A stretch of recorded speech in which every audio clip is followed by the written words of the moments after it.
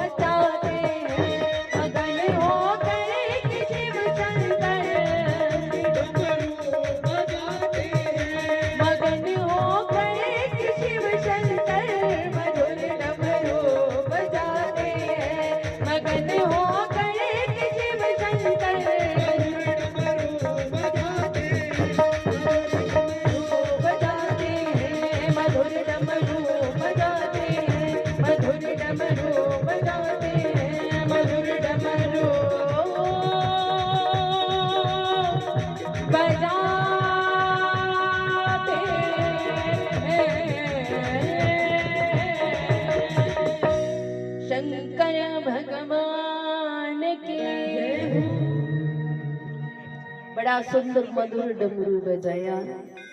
अब महाराज जितने भी पक्षी थे ना वहां पर आसपास सब उड़ गए वहां से। अब देखा अब तो कोई भी नहीं है, बागुम्बर पर विराजमान हो गए मैया अपने आसन पर बैठ के। अब बाबा ने कहा याद है ना कि मैं आंखें बंद करके कथा सुना, तो बोले हाँ महाराज मैं ओम शब्द करूंगी। अब ध्यान लगाया, भोले बाबा ने कथा सुनाना शुरू किया, लेकिन इनको ये नहीं पता कि वो सुखदेव जी का फूटा हुआ अंडा बिल्कुल भोले बाबा के पीछे पड़ा हुआ है। अब पहले दिन की कथा हुई, वो अंडा पूरा हो गया, और दूसरे दिन की कथा में उस अंडे में जीव का प्रादुर्भाव हो गया। तीसरे दिन की कथा के विश्राम दिवस में उनमें से नन्हे से सुखदेव जी पक्षी रूप में प्रकट हो गए। अब चौथे दिन क्या होता है? चौथे दिन क्या होता है? हमारे नारायण बाल कृष्ण लाल का रूप धारण करके अवतार धारण करते हैं। तो बड़े प्रेम से भाव से बैठकर प्रभु के अवतार दिवस की कथा को सुखदेव जी सुन रहे हैं। फिर पांचवें दिन की कथा प्रारंभ हो गई। अब मैया को आने लगी नींद। अब हमारी तरह थोड़ी ना जी बस 2 बजे बोल रहे हैं, कोई 2:30 बजे आ रहा है, कोई 3 बजे आ रहा है, कोई 4 बजे आ रहा है, कोई 5 बजे आ रहा है। वहां तो निरंतर कथा चल रही है, मानो सुबह 4 बजे कथा शुरू हुई, पूरा दिन पूरी रात कथा चली, और दूसरे दिन 4:01 पर पहले दिन की कथा को विश्राम हुआ। 4:02 पे दूसरे दिन की कथा शुरू हो गई। अब निरंतर कथा सुनेंगे एक आसन पर बैठकर तो थकावट तो हो ही जाती है। अमैया को उवासी आने लगी। अब प्रसंग चला था कि प्रभु जो है वैकुंठ जाने वाले हैं, तो उद्धव जी आ गए।